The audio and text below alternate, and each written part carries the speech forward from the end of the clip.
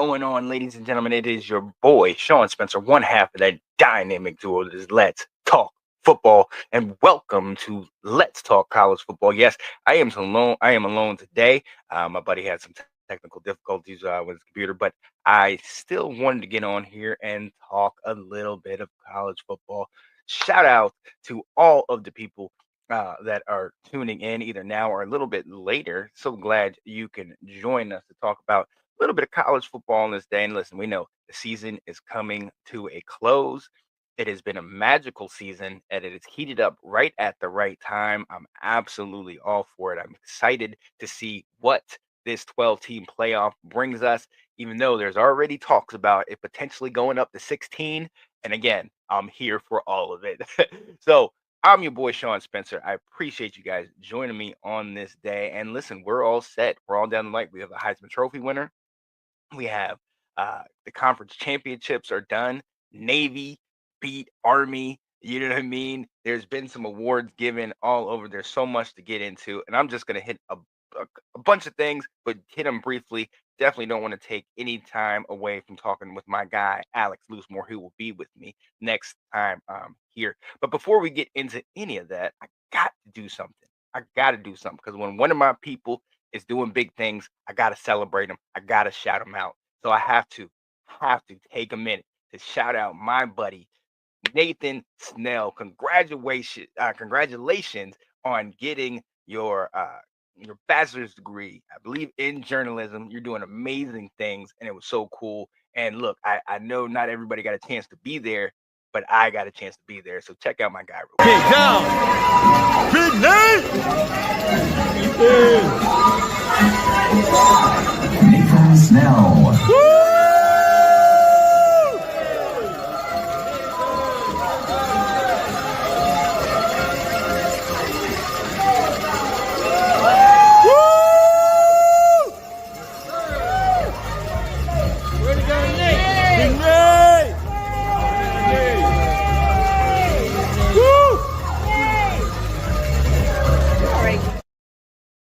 Yeah, buddy. Shout out to my guy Nathan Snell doing amazing things. If you do not know, follow him on his YouTube channel, One Nathan Snell on YouTube. He's on Instagram. He's on Facebook. He's wherever you can find him, man. He's doing it. And he also works with the Maryland women's college basketball team. Just did an amazing interview with Brenda Freeze not too long ago, man. The guy is really on a rocket ship going straight to the moon, man. And I'm here for all of it, man. So shout out to my guy, Mr. Nathan Snell. Now, listen, Nate's not the only one that got great news over the last weekend. Your boy got some extremely good news for my team, my Tar Heels. We got a new head coach. The North Carolina Tar Heels hire Bill Belichick to be their next head coach, the GOAT in the NFL.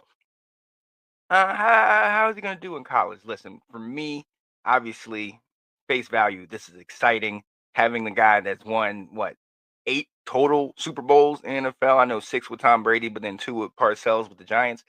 This guy is amazing. We all know about the Patriot way. We all know about, how ingenious this guy is, how his defenses play well and everything like that.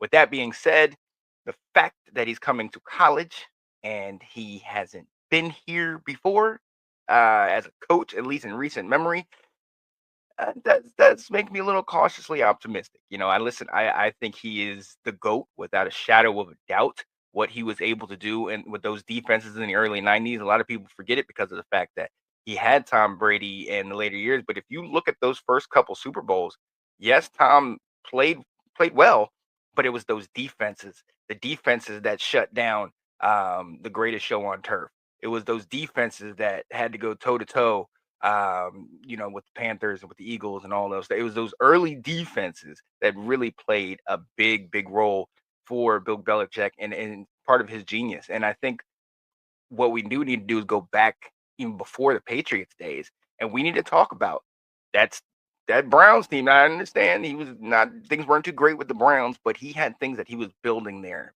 in Cleveland that had he had a couple more years, who knows what would have happened. But more so, there's Giants teams.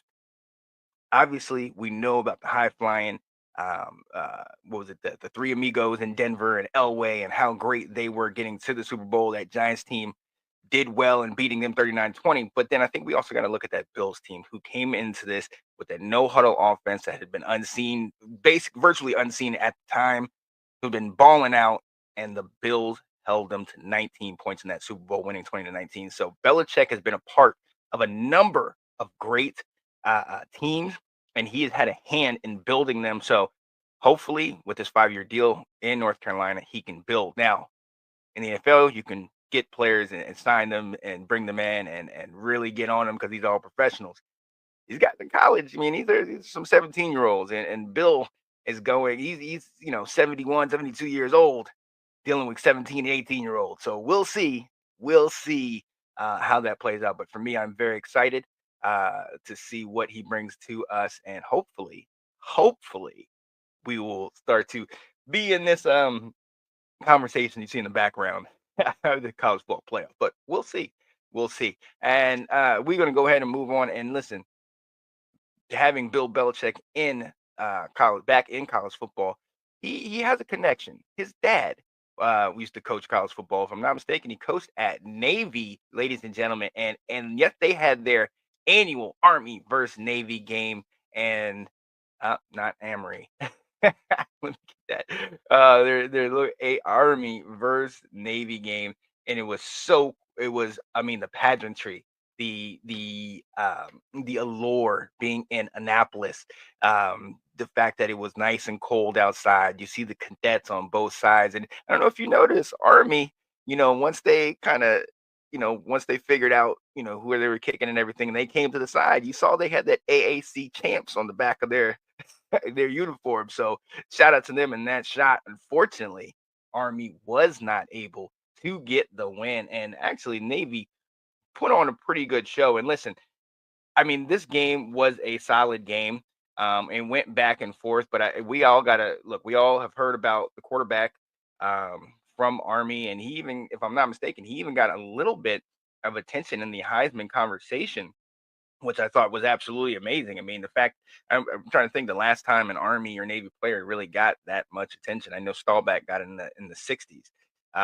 but to have that kind of attention for you guys, I mean, that's I love that. I love that we're bringing that back to college football. Let me look this up real quick. Um, let's see what the there we go. Yeah, so definitely 31-13. And listen, we all, what to my point, what I was saying before, we all heard Bryson Daly of Army. Army had only lost one game, obviously to Notre Dame, which wasn't that pretty. And we all came into this game, Daly, with so much love, so much attention, but he really kind of had an underwhelming performance. 7 of 16 for 65 yards in the air with the touchdown, which, Army's never really known for their passing, but we've seen recently, at least this year, they have started to show up and start to pass a lot more. But where Army has been known for is rushing, and out of almost 40 carries, they only had just over 100 yards, 114 to be exact, with Daly having 52. What stole the show was the quarterback on the other side, Blake Horvath, 4 of 9 for 107 yards. And again, I know these aren't world beater numbers, but if you know Army and Navy football, they are not known for their passing. So the fact that both of them have over 100 yards is crazy. But we know what Navy and Army are known for. And that's that run game. And Blake Horvath, I mean, had a day, 25 carries, 204 yards, 2 TDs, almost just over 8 yards a carry. And as a team, over 40 carries, just about 25 yards under 300 yards at 277, 6 yards a carry. I mean, listen, Navy, they had an agenda. They came here ready to go, timely passing, good defense. And shout out to Navy. They've won this year's Army Navy game. I know a bunch of Navy guys are really excited. I got a buddy that was in the Navy, so I know he was thrilled about that. So shout out to Navy getting the win. Obviously, they also get bragging rights for the next year. So we will definitely see how that plays out there down the line. Army will definitely be a little bitter for the foreseeable future, man. So definitely tune in, see what they're going on with them, man. But we're gonna keep this thing moving right along. And look, we're at the time, we're in December, holiday season is right around, Christmas is right around the way. So we know when you have this time of the year, we know that there's a trophy that's going around, and we all like to debate it. Let's talk about it with the Heisman Watch.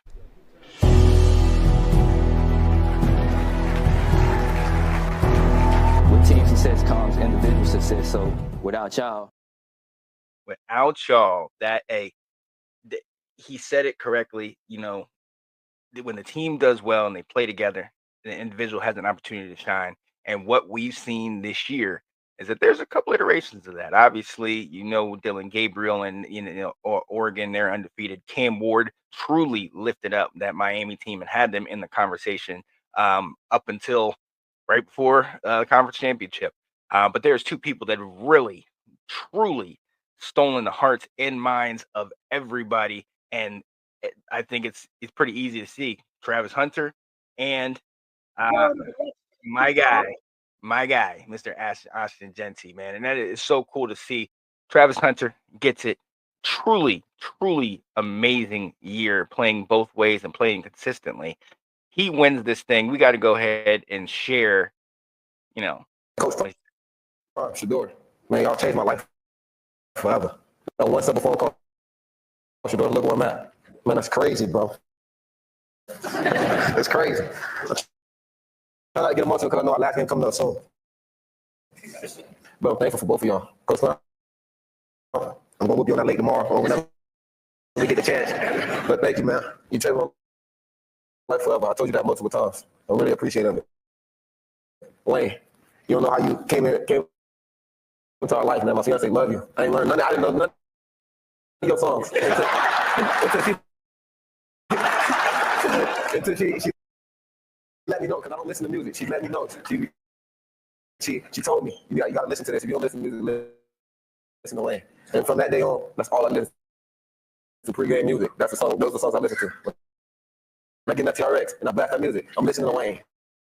It's crazy. 6 foot, 7 foot, 8 foot high. That's my song. I'm telling you, man, that's crazy. I respect you for coming out here, coming to support me, man. Coach Ray. I know you're over there trying not to get emotional. But bro, it's them hard hours, them sleepless nights that we had, making the final decision to even come back and go with Coach Ryan to Colorado. Man, it's crazy how far it took us.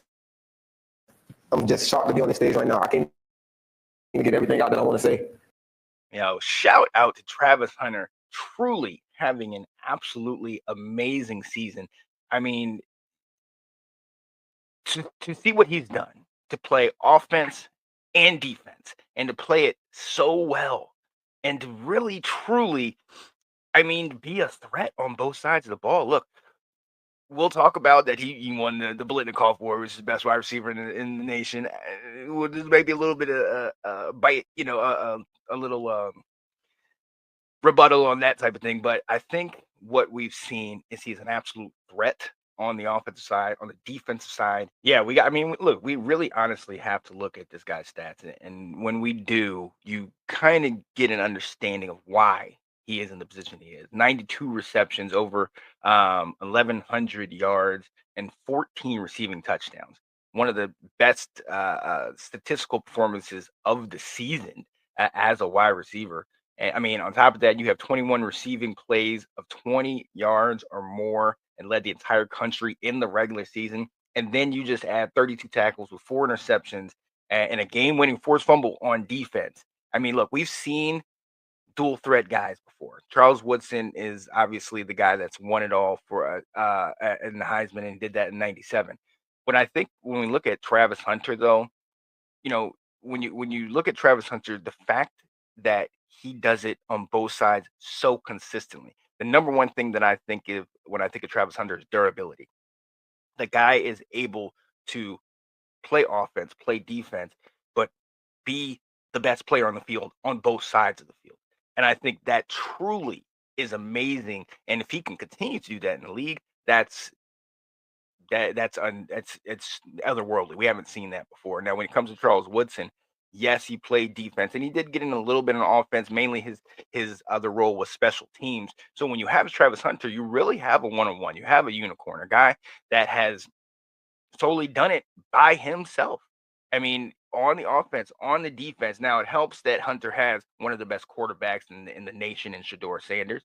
It helps that they do have a solid team out there, but really you cannot belittle what Travis Hunter has done, and you can't belittle what Dion has done. I mean, listen, we got to talk about the fact that Dion, Coach Prime, is the first black head coach to coach a Heisman, the first black head coach to coach a Heisman Trophy winner after Hunter wins it all, man. Like I just think that that's something. Having that, being said, and I thought it was an interesting stat that Coach Prime, the first black head coach to coach a Heisman Trophy winner.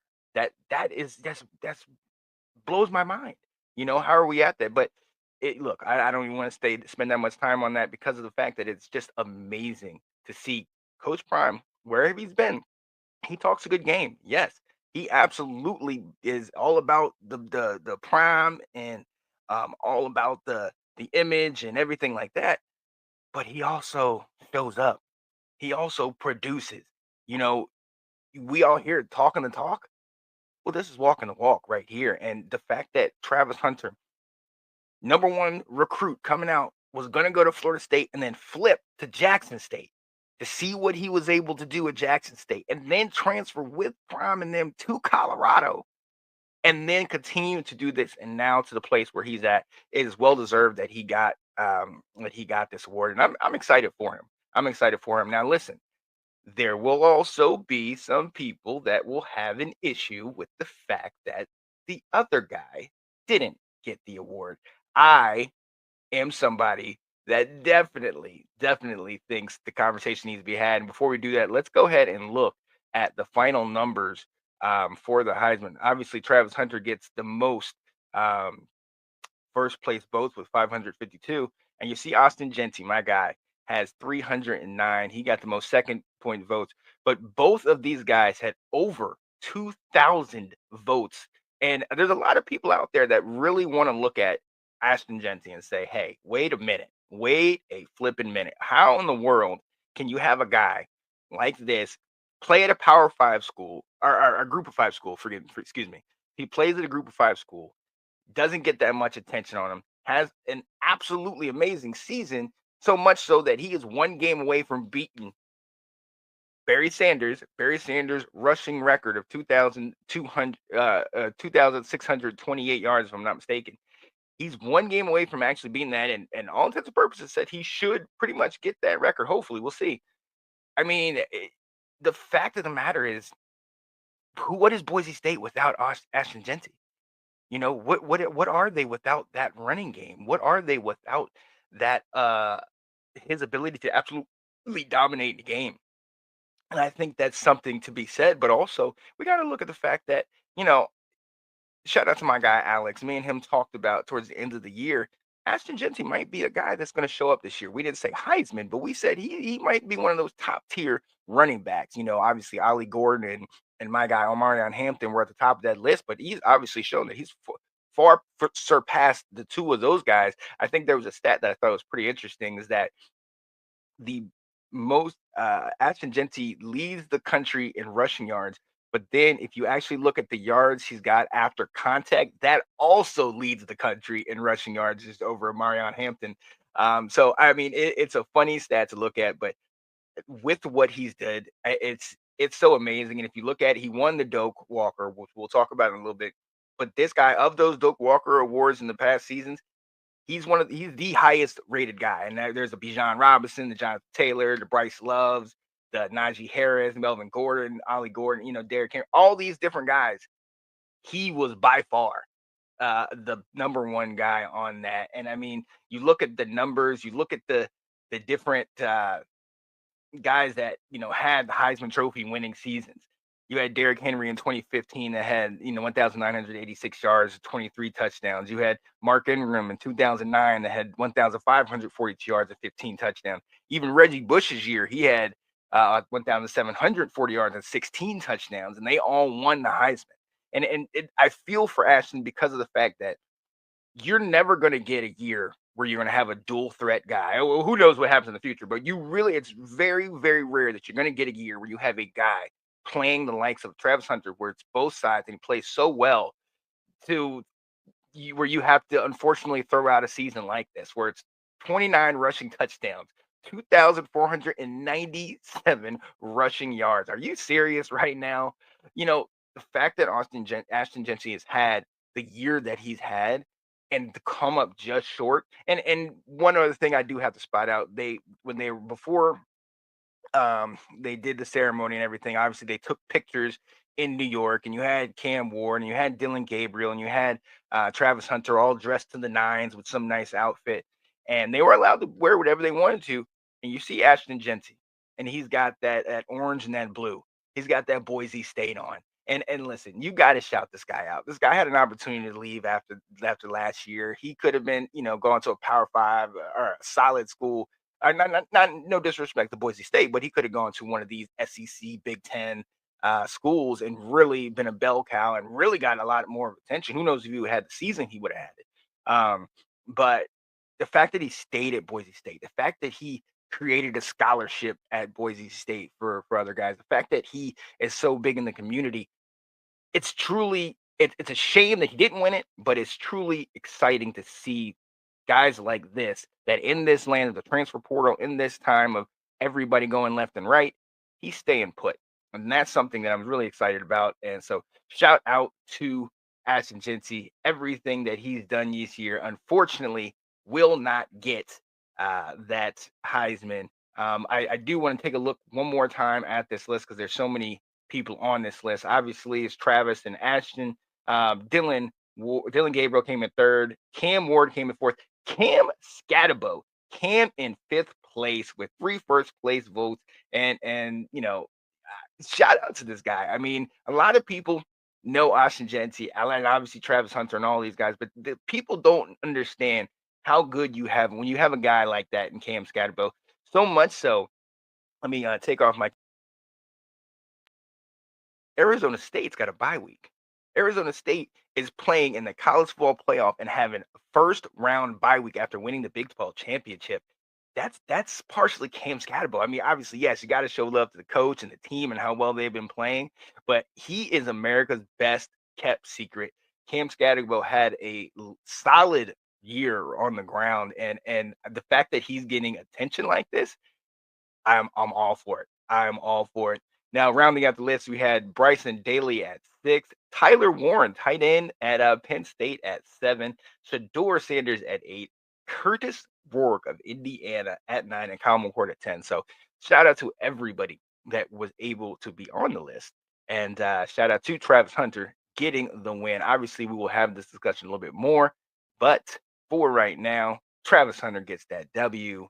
And hey, I'm excited about it. But look, we are going to take a quick breather, and we will be right back.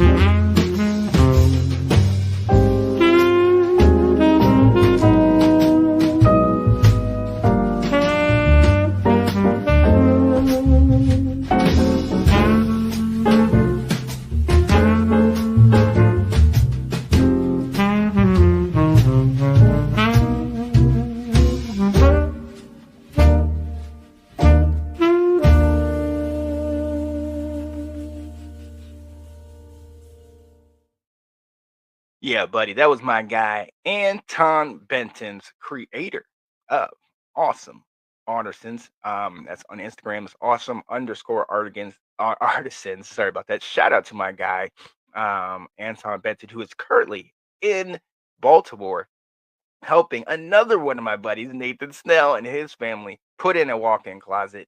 When I get the final product on that, I will definitely show it. But he travels. He lives in the Virginia Beach area, but he definitely will travel to Northern Virginia and Baltimore, Maryland, things like that. And he'll also travel down to North Carolina, South Carolina, stuff like that. So shout out to him. He does great work. Please, please, please get in touch with him, man, if you need something done. Yo, we got to keep it moving. I'm Sean Spencer on this being college football update. Let's talk college football. We just talking some college football today.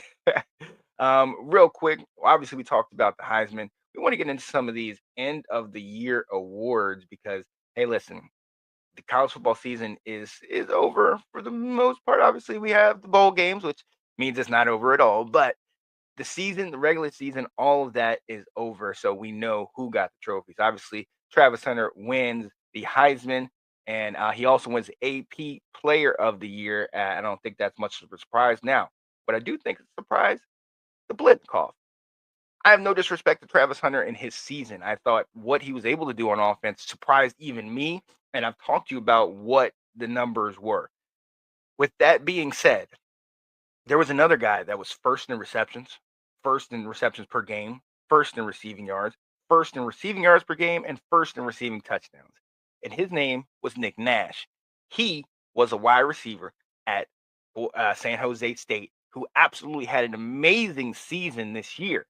Now, I understand if we're talking about overall player and Heisman and everything like that, Travis deserves, those accolades and no disrespect at all. But if we're talking about the best wide receiver in the Blitz call, I think we need to call it for what it was.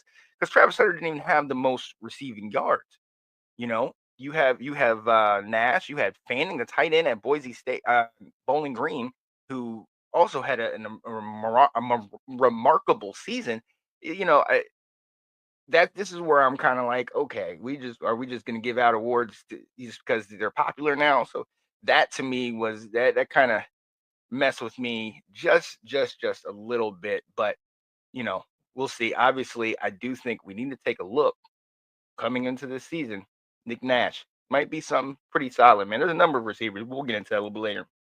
The Nagurski Award, the Bronco Nagurski Award for Best Defensive Player, goes to defensive end from South Carolina, Kyle Kennard, having a big season. Shout out to him. The Broyles Award has not been put out just yet, but the Burlsworth Award for top former walk-on linebacker, Bryce Botticher from Oregon. Shout out to you. The Butkus Award goes to Jalen Walker of Georgia for the top linebacker, and we saw that in the Texas game and through down the stretch. Georgia, obviously, we're used to having the N'Kobe Deans, the Big Baby Davis, Jalen Carter, all those type of guys from their national championship years a couple years back. But they really hadn't had a guy, at least this year, that really kind of put that fear in your heart like those guys did, except for Jalen Walker. And he definitely has been showing up as of late and has kept their season on track after, those losses that they had. Moving down the list, Bednarik Award for the top defensive player. Obviously, that's going to go Travis Hunter. The Davey O'Brien Award for the top quarterback, Cam Ward. I think that's pretty cool. After he transferred from Washington State, somebody I had my eyes on last year. Glad he was able to go to Miami. One game away from going to the ACC championship and potentially getting their berth in the college football playoff. So, shout out to them. Obviously, the Doak Walker goes to Ashton Genty from Boise State. Eddie Robinson Award for Coach of the Year, still up there, and there's a conversation I definitely think we need to have. Same with the George Munger Award, the top Division I coach, still up there. The Home Depot Coach of the Year is not a surprise. Kurt Cignetti of Indiana. We saw what he did a year ago at JMU, having them go, I believe, 8-0 to start, and then this year having Indiana go 10-0. And hey, you see it right there.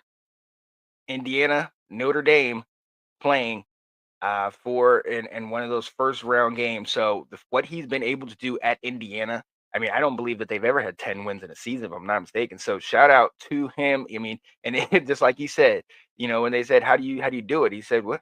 You don't know? All I do is win. Google me. And I mean, that was one of the comments of the season. So we definitely have to give him his attention for that. Moving on, the Joe Moore Award going to the top offensive line unit goes to Army. Shout out to them. Don't know if I could say that was on display yesterday, but they are definitely dominant to them, and I love talking about that O-line. Shout out to my guy, and I'm gonna let him talk about it next time I see him, Alex Loosemore. Going on to the John Mackey Award for the top tight end, Tyler Warren at Penn State. Look, this guy burst upon the map. We've seen this guy snap the ball. We've seen him run the ball. We've seen him catch the ball. I mean, I think he's even passed him once or twice. I mean, the guy has absolutely blasted onto the scene. One of the top tight ends in the land. Some people, argue that he is a top tight end in the land. Shout out to him for getting this award. Yeah, and like I said, we all saw that he was on the list for Heisman on the top 10. So it's definitely going notice. We got to move on. The Johnny Unitas Golden Arm Award for top underclassman QB goes to Shedeur Sanders. Well deserved. He's going to be, in my opinion, definitely a top 15 pick. Some team will definitely benefit from him. Lombardi Award for most outstanding lineman goes to the offensive lineman Kelvin Banks Jr. of Texas. Solid year. The Lot Impact Trophy, the Defensive Impact Player of the Year, Travis Hunter.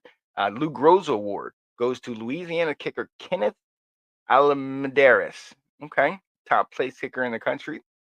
Maxwell Award for the College Player of the Year. That one goes to Ashton Genty. Now, obviously, you see the AP. This is the Maxwell. They could go flip a coin and go either way, but I like that they gave this to Ashton Genty because you really cannot underestimate what he's been able to do at Boise State and for that team and lift them up so much so that we see they have a first round bye in the playoffs. So we got to show love for him. Absolutely. The Outland Trophy, top interior lineman, goes to Kelvin Banks of Texas. Well deserved. The Paul Horning Award, an aptly named Most Versatile Award. Duh. You got to give it to Travis Hunter. Shout out to him. Top Punter, the Ray Guy Award goes to Eddie Zablicki of USC. The Remington Award, the top center, goes to Seth McLaughlin of Ohio State. Shout out to him. Unfortunately, obviously, he got hurt later in the year, wasn't able to be in the Michigan Ohio State game. So sorry about that. But well deserved. Hopefully, he can recover from the injury. The Sean Alexander Award for the Freshman of the Year to be determined. Same with the Hendricks Award. The Walter Camp Player of the Year. Now they threw it back. This is Travis Hunter's award. So shout out to him. The William V. Campbell Trophy for the Academic Heisman.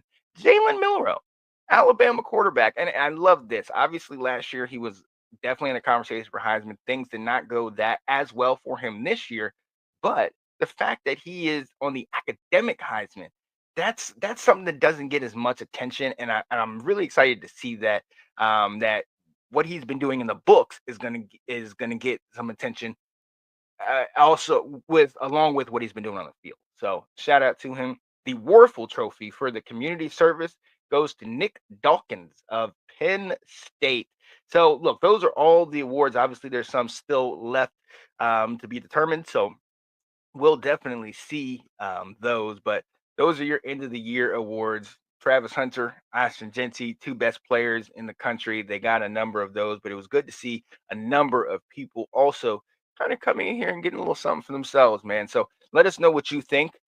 Who's gonna do these guys deserve what they got? Did somebody get overlooked because of the great years that Travis Hunter had and Ashton Genty? Who knows? But I definitely think that most everybody was well deserving of that. And there's still some out there. Some of these coaches, we'll see. We'll definitely see what is happening. All right, ladies and gentlemen, I know you see what's in the background. You see it. I'm gonna come off camera real quick so you can see it real. Top 4 seeds: Oregon, Georgia. Let me go back out. Boise and Arizona State all get a bye week. The top 4 seeds are in the college football bracket. Playoff bracket is set. So the Penn State SMU is the 6-11 matchup with the opportunity to play Boise State. Indiana plays Notre Dame in the 7-10 matchup with the possibility to go up against Georgia. Ohio State, Tennessee is the 8 versus 9 matchup with the possibility to go up against Oregon. And then the 5-12 is Texas versus Clemson with the possibility to go up against Arizona State. I mean, looking at that schedule right now, I mean, obviously Miami didn't make it in. Colorado didn't make it in. There's a number of teams that didn't make it. They're probably right on the cusp. But you had to win. Alabama's another one, the 3-loss teams, but those losses were ugly losses. And I think what we have here, I for the most part I agree with it. Obviously, my Tar Heels aren't in there, but we're good. But look, let's go into it really quick. First, we'll start with the Penn State SMU game. SMU, up until the conference championship, was blowing teams away, and with the exception of the BYU game, who was undefeated at the time, they only had that blemish on their record. They went into the ACC championship, and Clemson really looked like they put them back in their place for a while, jumping out to an early lead. I believe it was 21-7 at the half. And it was at least a 2-score lead late in the game. But shout out to SMU for coming all the way back. Unfortunately, they lost it on a field goal at the very end, but well deserving. And I'm glad the committee put them in here against a Penn State team that, listen, they only lost a couple games this year. Obviously, they were close against Oregon. They weren't able to get over the hump against Ohio State. There's been a lot of attention on James Franklin, and does he need to go away? Hey, look, he cemented his role as their head coach, and the more you win, the more you're going to keep putting it up there. And if you look at this from outside perspective, people that don't necessarily know SMU, they don't necessarily know Boise State. You look at this, Penn State's got one of the easiest roads to get to that Final Four. I mean, SMU, Boise, they're no slouches, but we do gotta. This is a Power Five versus two schools that are kind of up and coming, if you will. So this will be a test for that 6-11 matchup, and I'm excited to see. And then moving on, I mean, I would love to see SMU versus Boise State, but James Franklin, your time is now. And I think if you show up in this one, that would be huge for you. Let's go to that 7-10 and Notre Dame versus Indiana. Now, obviously, this is a little close to my heart because my buddy EK Holiday, Mr. Eric Kelly, is a diehard Notre Dame fan, so I know he's excited, and they might be looking at that matchup against the number 1 seed in the second round. But do not overlook this Indiana team coached by Kurt Cignetti. You've seen what they've been able to do with Rourke there at QB. They're a complete team. They have dominated most every team they played. Obviously, they weren't able to get over the hump against Ohio State, and the ending score, in my opinion, was not indicative of the entire game. But that defense for Ohio State definitely showed up late. This is going to be a close game, in my opinion. Notre Dame, Indiana, two very tough teams, well coached teams. That, in my opinion, it's going to be who makes the most mistakes. Who makes the most mistakes? And I think it's, can Notre Dame pass the ball on Indiana? And for Indiana, can Indiana look? We know how well they played, but that Ohio State game really gave a lot of people questions about how good Indiana really is. So coming in, playing this type of game, you beat a Notre Dame and then potentially go on and then beat a Georgia, nobody's going to be asking any more questions. So Indiana, we've seen how well they played. Can they get over a Notre Dame team, which is going to be interesting? But then going on to that Georgia, it's going to be. I mean, look, it's right there in front of you, Kurt Cignetti. Nobody's doubting how good of a head coach he is, but in this day and age, it's what have you done for me lately, and who have you done it against? And I think these two matchups, if he can get this win here and get this win against Georgia, that will cement him as one of the top coaches, if he hasn't already been cemented to that role. All right, going now to the 8 versus 9 game, Ohio State versus Tennessee. Before this game, before they, obviously what happened rivalry week and beyond, I would have sat there and said, Ohio State, man, there's one of these squads that they could take it. I mean, their offense is amazing. These guys, their defense is legit. The two-headed monster and running back, Will Howard, all this stuff. And then I saw that Michigan game, and I really realized. Shout out to my guy Alex Loosemore, who told me about that. Their own line, McLaughlin, who we talked about, the center who won the best center in the award and center of the year award. What happened when he goes down? That interior of that line is susceptible to some decent pass rush, and if they are having O-line issues. Obviously, we know Pierce from Tennessee, and that D-line is pretty stout. So that could be a huge, huge issue for Will Howard, for that offense. Ohio State's got to get that run game going. They got to put up points. As Tennessee has seen, You can stop Tennessee's offense. And if you can get up on them and play good defense, Tennessee can be beat. But likewise, if you can get pressure on that offense and you can shut down that offense of Ohio State and put up points and just get ahead 2 scores, something like that, you might I'm not gonna say easy sailing, but you might have a good day. So Tennessee, Ohio State, in my opinion, very even matchup with the injuries in certain places. And look, I think this one's going to go down to the wire, and I'm excited to see it. But then right after that, you have a matchup against Oregon. So for Ohio State, it might be rematch. Might be the fact that them trying to get an opportunity to play the team that they weren't able to play because they lost to Michigan. They weren't able to play the Big Ten championship against. So that might be their opportunity for that. But then on the flip side, you got Tennessee. You got Nico, their quarterback. You got a Josh Heupel offense that has really been thriving over the last couple of years. But just like Notre Dame, just like Indiana, some of these teams, they've been questioned because they could not get over the proverbial hump. So if they can beat an Ohio State team, and then again, just like with Indiana, if then Tennessee can come down and then beat the number 1 seed undefeated Oregon, all of a sudden you want to talk about battle tested. You want to talk about bragging rights. That would absolutely be that. So shout out to Tennessee, able to get to this position. And now let's see. This is the Big Ten Big Ten SEC matchup, and look, the bragging rights for the conference, bragging rights for the season. Like this is a huge matchup. But this is what I think people want to see. One of the top 3 teams in the SEC, one of the top 3 teams in the Big Ten playing up against each other. And then for the final matchup and an opportunity to go up against Arizona State, the 4 seed, we got to go to the 5-12. Clemson at the 12 seed playing Texas. Look, Texas has played well. The schedule has been interesting. They've played well, being that this is the first year them playing in the SEC, and to get to the SEC championship and take that thing to overtime is remarkable. That to me, you obviously shout out to Anthony Handy, and he's always come up with that clip of what's their Sam Allinger saying, "We're back." I do think Texas is back. Absolutely. We've seen in the talent, but I think now that Steve Sarkisian's got them guys rolling, he's obviously got the present in Quinn Ewers and the future in Arch Manning.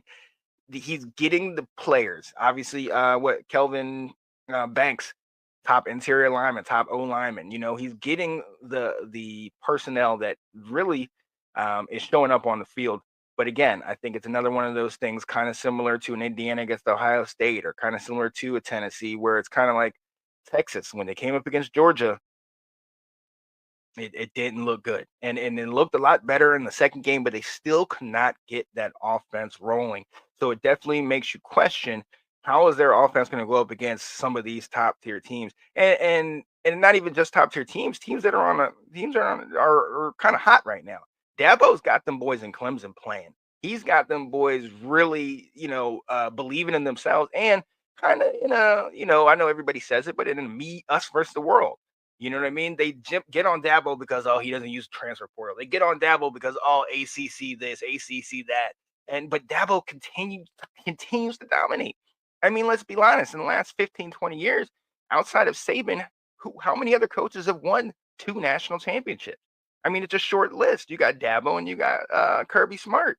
You know what I mean? Outside of Saban, so honestly, you got to give this man his credit. And what do we always say about the playoffs in the NFL or wherever? All you got to do is get in the door. You get in the door, you can wreak havoc on it. And Texas, their secondary is susceptible to being beat. We've seen them, if they play a real set of wide receivers, it could be a huge game for that opposing team. So we'll see if that play rears its ugly head in this game. But Texas, Clemson. I mean, this is one of those type games. I think Texas can pull this one away. Look, they're 1 game away from playing a national championship a year ago. Obviously, they lost a couple of pieces, but I'm excited, and I honestly think Texas is gonna. It's gonna be a dogfight. This is gonna be a dogfight, and you can't have no cats no tigers and dog fight. You know what I mean? Hey, but Bevo, I say we just gonna be a Longhorn fight. Who knows?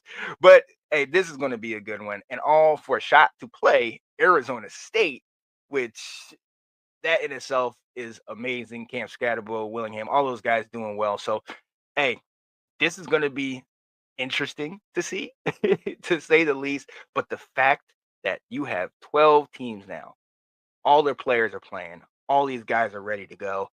I love it. I am here for all of it. And even some of those other bowl games, people aren't sitting out.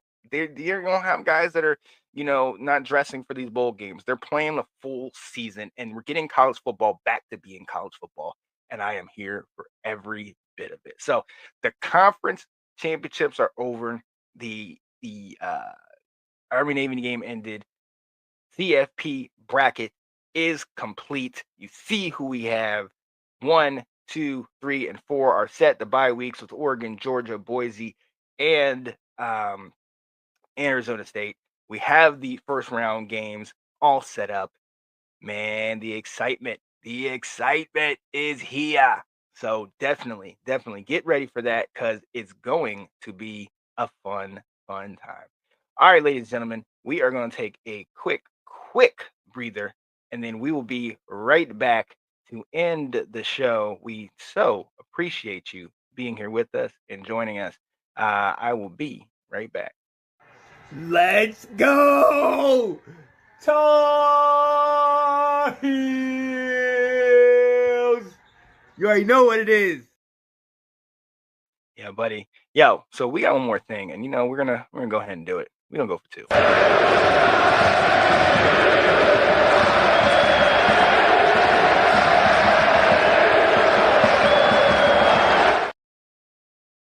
We are going for 2, ladies and gentlemen. And I'm going for 2 today. It's fairly simple. If you love to talk about the game, talk about the game. Period, point blank. There's a lot of people out there that feel that they have the ability, because they have a keyboard in front of them, to tell you what you know, what you don't know. There's a lot of people out there that think that because they know X, Y, and Z, that they can tell you those things, and they can break that stuff down, and then that automatically then deems that you don't know what's going on. Anybody that loves this game, that watches this game, and that's willing to put in the time and do the research, shout out to you. Anybody that's willing to come on here in this camera in front of people, and you might mess up, you might say things that are wrong, you might mispronounce a name, you might get things wrong, but you're willing to put in that work to continue and to keep trying to get better, keep doing it. And for anybody out there that's just ready to sit behind the computer and type their fingers away and say, you don't know what you're talking about, game on. Is that me being disrespectful to you? Absolutely not. What that is me saying is I take that as a challenge. I take it as a challenge. I love this game. And one of the things I love about this game is the ability that we have to consistently be learning about it. The game consistently evolves. The game always changes. What was true yesterday might be true today, but it might not be true tomorrow. The old guard, the way that everything has been, yes, that's good as a reference that we can go back to. But that might not be what's right here. And that's definitely not going to be what's out there. You look at the last, I want to say, was the last couple Heisman Trophy winners, if I'm not mistaken? Let me check that. Yeah, the last 3 Heisman Trophy winners were all transfers. You had Kalen Williams from Oklahoma to USC. You had Jaden Daniels from Arizona State to LSU. And then Travis Hunters from Jackson State to Colorado. All 3 guys were transfers.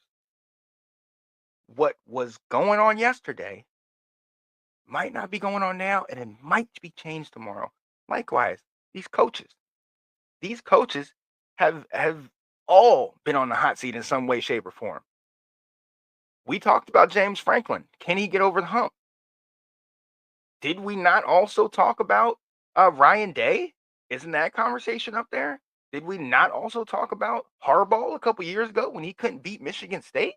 All of these coaches are going to get that attention. All of these coaches are going to get that kind of scrutiny. But that's what they signed up for. Now, I respect it. We got fans of teams and everything. You love your team and you're diehard. And the minute somebody says something negative about you and your squad, you want to go for their head. I get that. I'm with you on that. My thing is this. When we're out here and we're doing this, especially those of us that are really trying to do this and will understand if I'm wrong, okay, I'm wrong. Let's go back and let's get to work. Let's do this. Let's do that. That's good. Us going out here putting in this work, really putting in this work and really trying to figure this out, man, show love, show respect. Because this ain't easy. It's not. And I can tell you that first and foremost. And I'm not always right. And I get beat myself up more than anybody else when it comes to that type of stuff. But I refuse to quit talking about this game because I love it. I love it when you see the fans rush the field. I love it when you see the little school upset, the NIU, the Vandy, when they get the upset. I love it when you have to sit here and have this conversation about, oh, big bad SEC and big bad Big Ten and all this, and oh, little ACC, all this nonsense. I love that because in college football, there's truly any given Saturday mentality. It could always happen. You never know, and I love that. So for me, I'm Sean Spencer, okay, and I am all for talking this game and going back and forth and being a part of it in X, Y, and Z. But be respectful. If you disagree with what we're saying, hey, I get it. That's fine. But if you want to sit here and really have that conversation, let's have that conversation. Let's come out. Let's exchange ideas. Let's go back and forth. Let's really kind of engage in this and try to get better. Because if your only goal is to chop somebody else down, we'll take that stuff somewhere else. Because I ain't going nowhere. Let's talk football. Let's talk college football update, all this stuff. I love talking this game, and I'm gonna continue talking it. And shout out to all my people that got my back and continue talking it with me. But hey, I'm heading out. I'm done. It's your boy, Sean Spencer, and I'm going to send you out on the late, great Mike Leach and how he felt about these committees. Peace, people. I mean, nobody does it that way. I mean, if we were so smart, wouldn't all the other sports say, I know what, let's have a committee, because why not? Because, we're American, we love committees. Let's get us a committee. Well, who should be on the committee? Well, I don't know. This guy's a good guy. Let's have him on the committee. Well, I mean, there's people on the committee that don't even have remote associations with football, nor have they at any level other than being a fan. But you know what? Let's have them on a committee. Why not? And then, I mean, it'd be fun. We'd go to that resort. We could talk, we could hang out at dinner, and then we'll decide which 4 teams should go. Because you know why? We don't need to solve this on the field, because we're the ones that know. I mean, nobody does it that way.